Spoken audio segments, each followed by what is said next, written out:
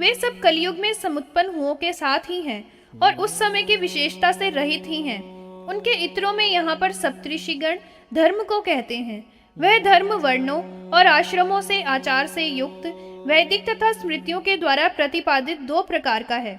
इसके अनंतर कृतयुग में उन क्रियाशीलों में निश्चय ही प्रजा होती है। कृतयुग के मनुष्यों का सप्तऋषियों के द्वारा प्रदर्शित श्रौत और स्मार्त धर्म है। यहाँ पर कुछ लोग धर्म की व्यवस्था के लिए युग क्षय से स्थिर रहते हैं। मनवंतर के अधिकारों मुनिगण स्थित रहा करते हैं। जिस प्रकार से ताप दावाग्नि के द्वारा प्रदग्ध तृणों में रहते हैं, प्रथम वृष्टि के उन वनों के भूतों में समुत्पत्ति होती है, ठीक उसी भांति कलियुग में समुत्पन्न व्यक्तियों से कृतयुग के व्यक्तियों की उत्पत्ति होती है। इसी रीति से यहाँ पर युग की ही संतान परस्पर में युग हुआ करता है। जब तक वर्तमान मनवंतर का क्षय होता है, तब तक बिना किसी व्यवच्छेद के इसी प्रकार से युग से दूसरे युग की समुत्पत्ति हुआ करती है। निम्न सब बातें सुख, आयु, बल, रूप, धर्म, अर्थ और काम, ये सभी क्रम से युगों में 3-3 पाद क्षीण हुआ करते हैं। संध्यांशों में युगों की धर्म सिद्धियों का हास हुआ करता है। इस प्रकार से यह जो प्रतिसंधि है, हे द्विजो, मैंने कीर्तित कर दी है। इसी से चारों युगों का सबका प्रसाधन है। यह चारों युगों की आवृत्ति सहस्त्र से लेकर गुणीकृत है। यह ब्रह्मा का दिन कहा गया है। जितना बड़ा दिन होता है, उतनी ब्रह्मा जी की रात्रि हुआ करती है। यहाँ पर युग क्षय से लेकर भूतों का जो सीधापन है, वह जड़ीमान होता है। यही ही समस्त युगों का लक्षण कहा गया है। वह चारों युगों की चौकड़ी अब 71 हो जाया करती है। जब क्रम से यह चौकड़ियां 71 समाप्त होकर दूसरी बदलती हैं, तभी दूसरे मनु का अंतर हुआ करता है। चारों युगों की चौकड़ी में किस प्रकार से यहाँ होती है, उसी प्रकार से यह होता है।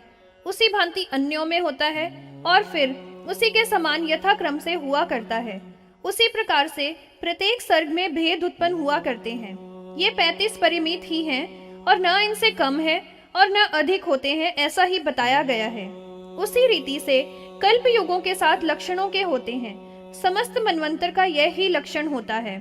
जिस तरह से युगों के परिवर्तन युगों के स्वभाव से चिर प्रवृत्त होते हैं, उस प्रकार से क्षय और उदय से परिवर्तमान जीव लोक भली भांति स्थित नहीं रहता है। बहुत ही संक्षेप के साथ यह इतना ही युगों का लक्षण बताया गया है। यहाँ पर मनवंतरों में जो बीत चुके हैं तथा जो अनागत हैं, उनका सब यही है और एक मनवंतर के द्वारा ही समस्त अंतर होते हैं। कल्प से कल्प जो होता है, वे सब विख्यात हैं, उनको जान लो। जो अभी तक नहीं आए हैं, उनमें ज्ञान पुरुष के द्वारा उसी प्रकार से तर्क कर लेना चाहिए। समस्त मनवंतरों में व्यतीत हो गए हैं और जो अनागत हैं, उनमें यहाँ पर नाम और रूपों से सब तुल्य अभिमान वाले हैं। जो 8 प्रकार के देवगण हैं अथवा यहाँ पर मनवंतरेश्वर हैं, ऋषिगण और मनुगण सब प्रयोजनों से तुल्य हैं। इस तरह से पहले युग में वर्णों और आश्रमों के प्रकृष्ट विभाग को और युगों के स्वभावों को सदा प्रभु किया करते हैं। वर्णाश्रमों के विभाग, युग और युगों की सिद्धियां अनुषंग से यह कह दिए गए हैं। अब सृष्टि के सर्ग को समझ लो। यहाँ पर युगों में विस्तार के साथ और आनुपूर्वी से अर्थात आरंभ से अंत तक क्रम में से स्थिति का वर्णन करूंगा। परशुराम का संवाद। श्री वशिष्ठ जी ने कहा, हे राजन, अमित ओज से समन्वित महान आत्मा वाले जमदग्नि के इस प्रकार से प्रवृत्तमान होते हुए कुछ वर्ष व्यतीत हो गए थे। हे नृप शार्दूल, समस्त धर्मों के धारण करने वाले परम श्रेष्ठ राम भी वेदांत के तत्वों के ज्ञाता और सब शास्त्रों के विशारद थे। महान मति से समन्वित और विनीत आत्मा वाले उन्होंने अपने माता पिता की शुश्रूषा की थी और नीच की चेष्टाओं से प्रतिदिन प्रीति को बढ़ा दिया था। बुद्धिमानों में परम श्रेष्ठ राम ने, हे नृप, माता पिता की शुश्रूषा के द्वारा इस तरह से प्रवृत्त ज्ञान होते हुए कुछ वर्ष बिता दिए थे। हे राजन, किसी समय में महान तेज वाले पितामह ने उस परम दृढ़ की ओर गमन करने की निश्चय देव के द्वारा नियोजित होते हुए किया था। भृगु पुंगव ने माता पिता के चरणों में अपना सिर रखकर अपने दोनों हाथ जोड़ते हुए नम्रता पूर्वक यह वचन बोले थे, हे तात, इस समय में आपके और माता के समक्ष में कुछ अर्थ विज्ञापित करने की अभिलाषा रखता हूँ। आप मेरी उस अभिलाषित को श्रवण करने के योग्य होते हैं। मैं अधिक समय से पितामह के दर्शन करने के लिए उत्कंठित मन वाला हो रहा हूँ। इस कारण से आप दोनों की आज्ञा से इस समय में उनके समीप मैं गमन करूंगा। हे तात, बड़े प्रसन्न मन वाली पितामही के द्वारा मैं कितनी ही बार बुलाया गया हूँ और उनके हृदय में मुझसे मिलने की अधिक उत्कंठा है। बहुत लोगों के द्वारा उन्होंने यह कहलवाया है कि वे मुझे देखने की अधिक इच्छा करती हैं। मेरा मिलना पितृगण और पितामह जो भी प्रिया है, इस कारण से उनके समीप में जाने की आप मुझे आज्ञा प्रदान कीजिए। श्री वशिष्ठ जी ने कहा, इस प्रकार से उनके इस परम सम्भ्रात कहे हुए वचन का श्रवण करके वे दोनों माता पिता बहुत ही परिहर्षित हुए थे और उनके नेत्रों से अश्रुओं के कण झलक उठे थे। उन दोनों ने उस महान भाग वाले पुत्र का आलिंगन किया था और बड़े आदर के साथ उसके मस्तक का उपाग्रहण किया था। आशीर्वाद से उसका अभिनंदन करके उन दोनों ने उससे कहा था, हे तात, पितामह के गृह को तुम सुख पूर्वक जाओ और जिससे पितामह और पितामही के दर्शन प्राप्त करोगे और उनकी प्रीति भी होगी। वहां पहुंचकर न्याय पूर्वक उनकी शुश्रूषा में तत्पर रहना। कुछ समय तक हे वत्स, उनकी प्रीति को प्राप्त करने के लिए उनके घर में निवास करो। बहुत समय तक वहां स्थित न रहकर फिर उन दोनों की अनुज्ञा से, हे महाभाग, हम लोगों को देखने की इच्छा से कुशलता के साथ यहाँ पर आ जाना। अपने पुत्र को देखे बिना हम लोग आधे क्षण भी नहीं रह सकते हैं। इस कारण से आप पितामह के घर में अधिक लंबे समय तक ठहरने के योग्य नहीं होते हैं। पितामह के समीप में गए हुए भी, हे पुत्र, उनकी ही आज्ञा प्राप्त कर उनकी अनुज्ञा से कम शीघ्र ही यहाँ पर आ जाओ। वशिष्ठ जी ने कहा, इस प्रकार से जब उससे कहा गया तो वह महान बुद्धिमान था। उसने उनको प्रणाम करके परिक्रमा की थी और माता पिता की आज्ञा पाकर वहां से वह पितामह के घर को चल दिया था। वहां पर जाकर उस राम ने महात्मा भृगुवर्य ऋचि के आश्रम में प्रवेश किया था, जो कि अनेक मुनिगण और शिष्यों से उपशोभित था। वह आश्रम सभी और वेदाध्ययन के बहुत बड़े उद्घोष से प्रतिध्वनित हो रहा था और वहां के सभी प्राणियों में सर्वथा वैर भाव नहीं था तथा सभी जीवों के द्वारा वह अतीव मनोहर था। उस परशुराम ने परम सुंदर आश्रम में प्रवेश करके, हे राजेंद्र, आसन पर विराजमान ऋचिक का दर्शन किया था और आगे स्थित पितामह को देखा था। उनका स्वरूप धिष्णे में स्थित पात्र के ही समान तप से जाज्वल्यमान था। दक्षिणा के द्वारा अध्वर की ही भांति सत्यवती के द्वारा वे उपासित थे। हे नृप, उन दोनों ने अपने समीप में समागत हुए राम को देखा था और स्माज्ञा पूर्वक देखने वाले उन दोनों ने उसके विषय में बहुत समय तक मन में विमर्श किया था।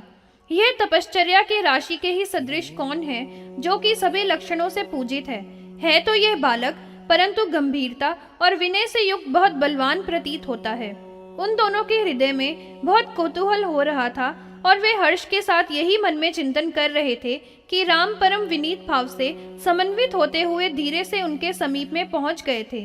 उस बुद्धिमान राम ने अपने नाम और गोत्र का उच्चारण करके परमानंदित होते हुए उन दोनों के चरणों का स्पर्श मस्तक के द्वारा किया था और दोनों हाथों से उनका अभिवादन किया था। इसके अनंतर परम प्रीति युक्त मन वाले उन्होंने उस श्रेष्ठतम को उठा लिया था और दोनों ने अलग अलग आशीर्वाद के द्वारा उसका अभिनंदन किया था। उसको अपने वक्ष स्थल से लगाकर आलिंगन किया था और अपनी गोद में बिठाकर उन दोनों के हृदय में इतना हर्ष हुआ था कि उनके नेत्र अश्रुओं से समाप्लुत हो गए थे। उस राम के मुख कमल को देखते हुए उन दोनों ने बहुत अधिक हर्ष प्राप्त किया था। इसके उपरांत जब वे सुख पूर्वक बैठ गए तो उस आत्मवंश के समुद्वन करने वाले से उस समय में उन दोनों दंपति ने क्षेम कुशल पूछा था। उन्होंने पूछा था कि हे वत्स, तुम्हारे माता पिता सकुशल हैं और तुम्हारे सब भाई सानंद तो हैं। तुम्हारी वृत्ति अनायास से ही कम हो गई है। इसके अनंतर हे राजन, जैसा कहा गया था वह संपूर्ण उसने कह दिया था। अपने माता पिता की अनुगामिता और भाइयों का जो चेष्टित था वह भी कह दिया था। हे महाराज, इस तरह से उन दोनों की संप्रीति से समुत्पन्न गुणों से बहुत ही प्रसन्न राम पिता के घर में रह रहा था। वह घर में सभी प्राणियों के मन और नेत्रों को आनंद देने वाला हो गया था। उनकी शुश्रूषा में तत्पर होकर उसने वहां पर कुछ मास तक निवास किया था। हे राजन, इसके पश्चात महान मन वाले भृगुवर्य ने उन दोनों की आज्ञा प्राप्त करके पितामह के गुरु के निवास स्थल आश्रम में गमन करने की इच्छा की थी। परम प्रीति से संयुक्त उन दोनों के द्वारा उसका आशीर्वचनों से अभिनंदन किया गया था और उन दोनों ने जिस प्रकार में और आश्रम के प्रति प्रदर्शन कर दिया था, उस महान तपस्वी ने विधि पूर्वक चैवन की सेवा में प्रणाम किया था और बड़े हर्ष पूर्वक उनसे आज्ञा प्राप्त कर वह राम भृगु के आश्रम की ओर रवाना हो गया था। वह समस्त मुनिगणों में मुख्य भृगु के आश्रम मंडल में जाकर देखा था कि वह आश्रम परम शांत चित्त वाले मुनियों से सभी ओर घिरा हुआ है। अतीव घनी और शीतल छाया वाले और सभी ऋतुओं के गुणों से समन्वित तथा प्रीतिदायक फलों और तरुवरों से वह आश्रम संयुक्त था। विविध आकार के पक्षियों की ध्वनियां वहां पर हो रही थी, जो मन और कानों को परम सुख प्रदान करने वाली थी। वेद मंत्रों के समुच्चारण के घोष से वह आश्रम सभी ओर से प्रतिध्वनित हो रहा था। मंत्रोच्चारण पूर्वक दी हुई आहुतियों के द्वारा जो होम किया जाता है, उसका अन्य वनों में फैलने वाले गंध से जो सभी ओर है, उससे समस्त पापों का समूह जिससे निरस्त हो गया हो, ऐसा वह आश्रम है। हे राजन, समिधाओं और कुशाओं के आहरण करने वाले तथा दंड, मेखला और मृगछालाओं से विभूषित परम सुंदर मुनियों के कुमारों से सायने वह आश्रम शोभा युक्त है। बीच में इधर उधर हाथों में पुष्प और जल लिए हुए संचरण करने वाली कन्याओं से वह आश्रम उपशोभित है। अहिंसा के पूर्ण विश्वास से, शंका से रहित अपने छोटे छोटे बच्चों के सहित हरणियों के झुंड, जिससे मुनि कुटियों के आंगन में लगे हुए वृक्षों की छाया में बैठे हुए हैं। रोमन से परम रिष्टि, यूथ के साक्षिक आनंद के प्रदान करने वाले तथा मधुर स्वर से समन्वित वाणी बोलने वाले मयूरों का नृत्य जिस आश्रम में प्रारंभ हो गया है, समीप में गमन करने वाले मृगों के शब्दों से जहाँ पर कर्ण फैले हुए हैं तथा अनालीड़ आतप की छाया में निवारों की राशि जहाँ पर सूख रही है, ऐसा वह सुरमय आश्रय है। जिस आश्रम में समय पर अग्नि में आहुतियां दी जाती हैं और जहाँ पर अतिथियों के समुदाय का अर्चन एवं सत्कार किया जाया करता है, जिस आश्रम में भेदों के छंदों का अभ्यास किया जाता है तथा जो कुछ भी शास्त्रों में कहा गया है उसका चिंतन किया जाता है, पढ़े जाने वाले संपूर्ण स्मृति प्रतिपादित तथा वैदिक अर्थ का विचार किया जाता है, जिसमें देवों और पितृगणों का यजन प्रारंभ कर दिया गया है तथा जो आश्रम सभी प्राणियों के लिए परम सुंदर है, जिस परम सुरमय आश्रम में बहुत से तपस्वी गण विद्यमान है और जो कापुरुष नहीं है, उन्हीं के द्वारा सेवित है। यह तपश्चर्या की वृद्धि करने वाला परम पुण्यमय और सभी जीवों के सुखों का स्थल है। जिनका एकमात्र तप ही धन है, उन तापसों के आनंद का यह आश्रय देने वाला है और ये ऐसा दिखलाई देता है मानो यह दूसरा ब्रह्मलोक ही हो। पुष्पों की सुगंध से भ्रमण करते हुए ब्राह्मणों की गुंजार से यह आश्रम गुंजित है। सभी और विविध प्रकार की वायु से वे विद्यमान है, अर्थात जहाँ पर नाना भांति की वायु सर्वत्र वहन किया करती है। इस रीति से अनेक प्रकार के गुणों से यह आश्रम समन्वित है। ऐसे आश्रम की जो बहुत ही उत्तम है, उस राम ने देखा था। जिस तरह कोई सुकृत करने वाला पुरुष स्वर्ग में प्रवेश किया करता है, उसी तरह से परम विनीत उस राम ने वहां पर आश्रम में प्रवेश किया था। उस आश्रम के उपांत में प्रवेश करके राम ने अपने प्रपितामह का दर्शन प्राप्त किया था। हे राजन, वे प्रपितामह सैकड़ों ही मुनियों और शिष्यों से चारों ओर घिरे हुए थे। वे व्याख्यान करने की जो वेदिका थी, उसके मध्य में एक कुशा के आसन पर विराजमान थे। उनके शमश्रु जटा और कूर्च एकदम सफेद थे तथा ब्रह्मा सूत्र से उपशोभित थे। वामजंगा और जानू से दक्षिण उरु से वे अध्यस्त थे। योगपट से संवीत अपने देह वाले वे ऋषियों में परम श्रेष्ठ थे तथा व्याख्यान करने की मुद्रा से शोभित सव्य कर कमल वाले थे। योगपट के ऊपर रखे हुए परम शोभित वाम कर वाले और भली भांति आर्णयक उपनिषद के वाक्यों के सूक्ष्म तत्व के अर्थ की संहति का विशेष विवरण कर रहे थे और उनका विवरण करके वे तपोनिधि मुख्य मुनियों को श्रवण करा रहे थे। राम ने पितामह का दर्शन किया था